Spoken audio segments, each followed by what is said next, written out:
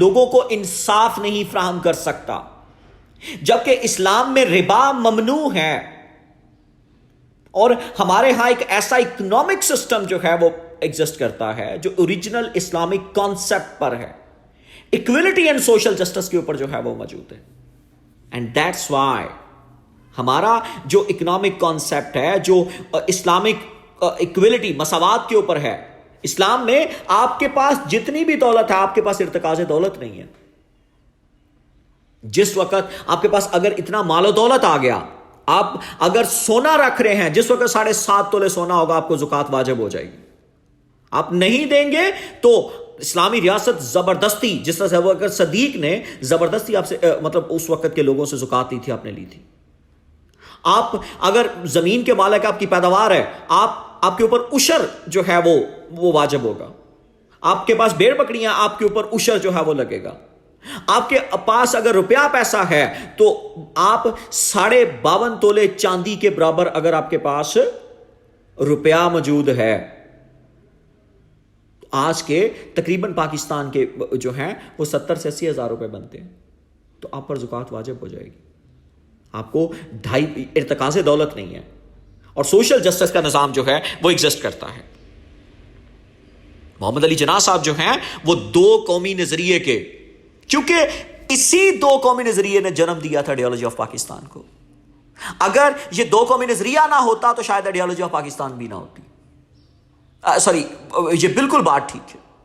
اور 2 قومی نظریہ، اس کا جنم جو ہے، یہ پہلے لیکچر کو اگر آپ ریکال کرتے ہو تو اس کا جنم میں نے کہا تھا یہ اس وقت ہو گیا جب آدم کو تخلیق کیا گیا تھا.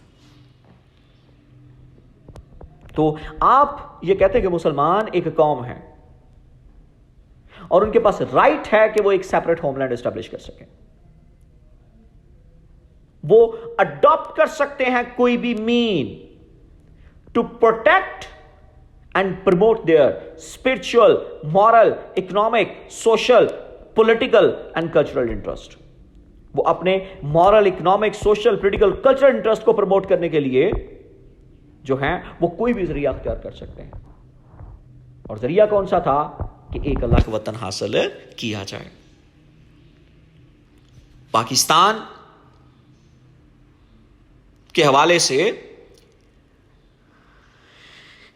احمد آباد میں 29 دسمبر 1940 میں جناب فرماتے ہیں کہ پاکستان ایگزسٹڈ فرام سینچریز، صدیوں سے موجود ہے. یہ بہت زبردست کانسیپٹ ہے جو شاید آپ لوگوں کے لیے سمجھنے کے لیے زیادہ ضروری ہے کہ north west remained a homeland of Muslims.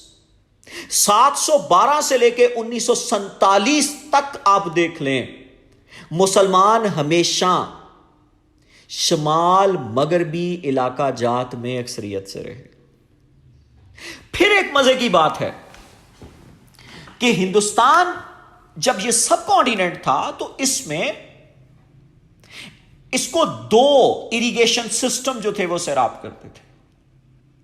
ایک اریگیشن سسٹم جو گنگا اور جمنا پر مشتمل تھا وہ سینٹرل انڈیا اور انڈیا کا وہ علاقہ ہے، اور اپر انڈیا کا وہ علاقہ ہے جو گنگا اور جمنا کے ذریعے سیراب ہوتا تھا.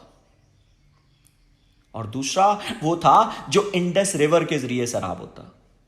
اب آپ انڈس ریور بیلٹ کو اگر آپ دیکھ لیں، اور انڈس ریور جو ہے وہ کہاں سے نکل رہا ہے، یہ جو ہمالین ریور ہے، یہ بنیادی طور پر اس کا راستہ کیا ہے؟ کشمیر NWFP سے ہوتا ہوا یہ پنجاب، اور پنجاب سے پھر سندھ، اور سندھ سے پھر آگے عربین سی میں جا کے فال کرتا ہے. اب اس کے دونوں اطراف میں جو آبادی تھی، یعنی کہ جتنی بھی آبادیاں جو انڈس ویلی سیولائزیشن جس کی آپ بات کرتے ہو، وہ موہنجودارو اور ہڑپا جو ہے، یہ دونوں جو سیولائزیشنز ہیں قدیم پاسٹ میں بھی یہ اسی دریا کے گرد جو ہیں وہ موجود رہی ہیں. تو پھر ہمیں اپنے آپ کو یہ بات کیٹاگوریکلی سمجھنے کی ضرورت ہے کہ پاکستان کسی محمد بن قاسم نے نہیں بنایا، ہمارا عرب لائنیج کے ساتھ کوئی تعلق نہیں ہے. ہاں کیا ہوا تھا اس کا میں جواب آپ کو دیتا ہوں کہ جس وقت یہاں انڈس ویلی کے گرد بسنے والے لوگ کنورٹ ہو کے مسلمان ہو گئے اور وہ صدیوں سے یہاں پر آباد تھے، جب ان کے اندر جو ریلیجیس عصبیت کا جذبہ جو ہے وہ ابھرا تو انہوں نے پھر اس کو ایک سیپریٹ ہوم لینڈ کی شکل دی تھی. پہلے وہ یونائٹڈ انڈیا میں رہ رہے تھے. اصل یہ سلسلہ ہے. آپ یہاں کے لوگوں کی پرانی نسلوں کو اگر آپ کھوجنے کی کوشش کرتے ہیں تو ہو سکتا ہے آپ کو 3 4 5 نسلوں کے پیچھے اکثریت آپ کو غیر مسلم نظر آئے گی، لیکن یہی وہ کنورٹڈ مسلمز تھے جو صدیوں سے یہاں رہ رہے تھے، اور جب وہ مذہب کے نام پر، مذہب کے نام کے اوپر وہ اکٹھے ہو گئے تو انہوں نے پھر الگ وطن کا کیا کر لیا، مطالبہ کر لیا، چونکہ ان کو ڈر تھا کہ ہندو میجورٹی کے متحد ہم لوگ زندگی بسر نہیں کر سکیں گے. تو پھر جناب فرماتے ہیں کہ independent states of Muslim should be established, انہی ایریاز میں بنائی جائے اور جہاں پر وہ اپنی زندگی اسلام کے اصولوں کے مطابق بسر کر سکے. 23 مارچ کو آپ پھر فرماتے ہیں، اور یہ بہت شاندار بات ہے، نو ایکٹ اور law would be acceptable which deny the separate states of the Muslims. کوئی ایسا قانون یا آئین ہمیں منظور نہیں جو مسلمانوں کو الگ شناخت نہیں دے سکتا. اور 23 مارچ کو ہی آپ نے فرمایا اپنے خطبہ صدارت میں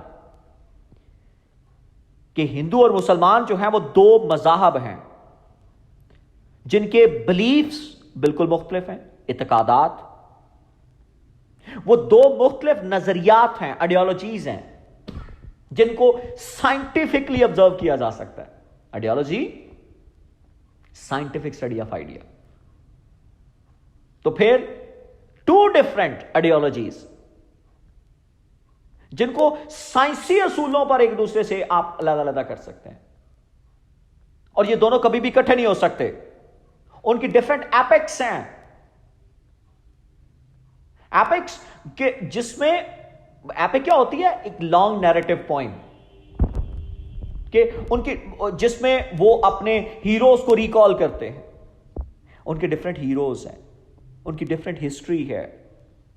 لہذا ان دونوں اقوام کا اکٹھے کر دینا وہ فیٹل ہوگا سب کانٹیننٹ کے لیے، کیونکہ یہ مساوات پر نہیں ہے بلکہ یہ numerical, because it's not based on equality but on numerical minority as a majority. کہ آپ ہمیں اس وجہ سے مائنورٹی مانتے ہیں کہ ہم نمبرز میں کم ہیں، نہیں، ضرور ہم مائنورٹی ہیں، نمبر میں کم ہیں، لیکن ہم مائنورٹی نہیں ہیں، ہم ایک مکمل قوم ہیں. لہذا یہ برٹش گورنمنٹ کے لیے بہتر ہوگا کہ وہ پارٹیشن کر دیں سب کانٹیننٹ کی، کہ دونوں 2 قوموں کے 2 نیشنز کے جو بہتر مفادات میں ہیں. اور یہ ایک بہترین ڈیسیژن ہوگا، ریلیجیسلی بھی اور ہسٹوریکلی بھی. پھر جناب فرماتے ہیں کہ جو اسلامک آئیڈیالوجی ہے اس کے حوالے سے جب آپ نے آفیسر سے خطاب کیا تھا گورنمنٹ آف پاکستان کے، اور اصل پرپس کیا تھا، ان لوگوں کے لیے یہ بہت بڑا جواب ہے کہ جو پاکستان کے اندر کہتے ہیں کہ نہیں بھائی یہ اسلامی نظام نہیں ہونا چاہیے. یہ ان کے لیے ایک جواب ہے. میں اس کو انشاءاللہ آگے آنے والے لیکچرز میں انشاءاللہ میں فردر اسٹیبلش کروں گا اور بہتر طریقے سے آپ کے ساتھ جو ہے وہ شیئر کرنے کی کوشش کروں گا کہ آپ نے کہا کہ ان کا مشن صرف کیا ہے کہ وہ ایک ایسی ریاست بنائیں کہ جہاں پر لوگ اپنے سوشو کلچرل سیٹ اپ کے اندر جو ہے وہ زندگیاں بسر کر سکیں. could live like free people, آزاد لوگ in their own socio cultural setup, necessary for the promotion of social justice. so یہی سماجی انصاف کے لیے ضروری ہے اور اسلامک آئیڈیالوجی کے لیے ضروری ہے. پھر جناب کیونکہ اسلام، آئیڈیالوجی آف اسلام جو ہے وہ فردر پین اسلامزم کو بھی جنم دیتی ہے. اور پین اسلامزم کیا ہے کہ مسلمان جو پاکستان کے ہیں ان کا وہ صرف یہاں تک موجود نہیں ہے، بلکہ وہاں تک بھی یہ سلسلہ جانا چاہیے کہ اگر وہ دنیا کے کسی بھی خطے میں ایگزسٹ کرتے ہیں تو ہمارا ان کے ساتھ رشتہ موجود ہے. پاکستان کی فارن پالیسی، پاکستان کی بنیاد میں جو founding father of the Pakistan تھے، ان کے خیال میں بھی جو دنیا بھر کی مسلم اقوام ہیں، ہمارا ان کے ساتھ رشتہ بہت ہی گہرا ہے. اسی کو پین اسلامزم کا نام دیا جاتا ہے، جو جمال الدین افغانی نے اس کانسیپٹ کو دیا تھا. تو وہ کون سی ریلیشن ہے جس نے، یہ بات میں پہلے بھی آپ کے ساتھ کر چکا ہوں، کہ جس میں مسلمانوں کو ایک باڈی بنا دیا. تو جناب فرماتے ہیں وہ قرآن ہے، وہ تلق قرآن ہے جس کے ذریعے ہم لوگ اکٹھے ہو گئے. ایک جب امریکن جرنلسٹ نے جناح صاحب سے پوچھا کہ پاکستان کا نیا آئین کیسا ہوگا، اور جناح کیا فرماتے ہیں کہ پاکستان کا آئین ابھی فائنل نہیں ہوا، لیکن میں یہ I can say for sure یہ ڈیموکریٹک ہوگا اور یہ اسلامی اصولوں کے عین مطابق ہوگا. ڈیموکریٹک ہوگا اور اسلامی اصولوں کے عین مطابق ہوگا. These principles can be implemented on our practical life as they were 1300 years ago. کہ وہ اصول جس میں لا اکراہ فی الدین ہوگی، جس میں منارٹیز کو کسی قسم کا کوئی ڈر خوف نہیں ہوگا، جس میں لوگ آزادانہ اپنی زندگی بسر کر سکیں گے، جس میں لوگ اپنا جمہوری حق رائے دہی استعمال کر سکیں گے. تو پھر جناح یہی بات فرماتے ہیں کہ Pakistan constitution is yet to be made, لیکن یہ ڈیموکریٹک پرنسپل جو اسلامی اصولوں کے مطابق ہوگا.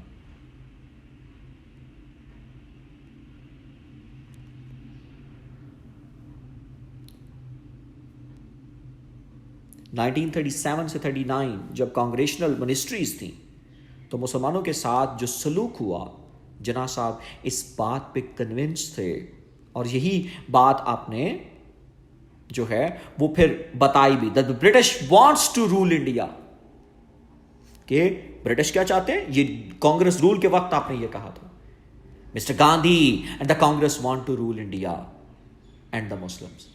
برٹش ہندوستان پر رول کرنا چاہتے ہیں، جبکہ کانگریس اور گاندھی ہندوستان پر بھی اور مسلمانوں پر بھی رول کرنا چاہتے ہیں. تو پھر جناح کیا کہتے ہیں، we say that will not let either or Britain or Mr Gandhi to rule Muslims. We want to be free. ہم آزادی چاہتے ہیں، ہمیں آزادی درکار ہے. اور جناح اپنے گول کو اسٹرانگ بلیف آف مسلمس کہ ہم جو وی کی not be moved or diverted from our purpose and objective, کہ ہمیں ڈرایا دھمکایا نہیں جا سکتا. ہم ہر طرح کی مشکلات اور نتائج کا سامنا کرنے کے لیے تیار ہیں. ہم تمام سیکریفائسز دینے کے لیے تیار ہیں کہ ہم اپنی منزل تک نہ پہنچ جائیں. اور وہ کیا ہے، وہ ایک آزاد وطن کا مطالبہ تھا، وہ ایک آزاد وطن تھا.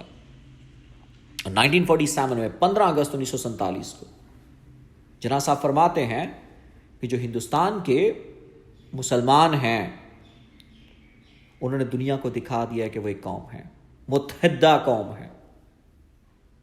ان کا جو کاز تھا وہ جسٹ تھا اور بالکل درست تھا، جس کو ڈینائی نہیں کیا جا سکتا. ہم خدا کے سامنے شکر بجا لائیں کہ we might be able to prove, ہم وہ ثابت کر سکیں جس کے ہم جو ہمیں کرنا چاہیے، وردی آف اٹ، جو ہمارے لائق ہے. اور یہ دن جو ہے وہ پینفل فیز جو ہماری قومی تاریخ کا اس کو ختم کر رہا ہے، اور یہ نئے اور نوبل ایرا کا اظہار بھی کر رہا ہے. تو پھر پاکستان کی جو بنیادیں ہیں جناح صاحب کے حوالے سے ان کو ایک بڑا تگڑا جواب جناح نے دیا کہ وہ لوگ جو سمجھتے کہ وہ پاکستان کو ڈیمالش کر دیں گے وہ بے وقوف ہیں، ان کے حواس نہیں ٹھیک. دنیا کی کوئی ایسی طاقت نہیں جو پاکستان کو انڈو کر سکے. تو پھر جو پاکستان کی روٹس ہیں وہ بڑی ڈیپ اور اسٹرانگ ہیں. تو یہ وہ کانسیپٹ تھا، یہ وہ اپروچ تھی جس کے حوالے سے محمد علی جناح صاحب جو ہے وہ مختلف مواقع کے اوپر پاکستان کے وجود کو جسٹیفائی کیا تھا. آئیڈیالوجی آف پاکستان بیسیکلی کیا تھا کہ ہمیں ایک الگ وطن حاصل کرنا ہے. تو وجود پاکستان کو جسٹیفائی کیا ان تمام سٹیٹمنٹس نے کہ جو یہ بتلاتی ہیں کہ پاکستان کا مطالبہ جو تھا وہ سائنٹیفکلی بالکل درست اصولوں کے مطابق تھا. Thank you very much.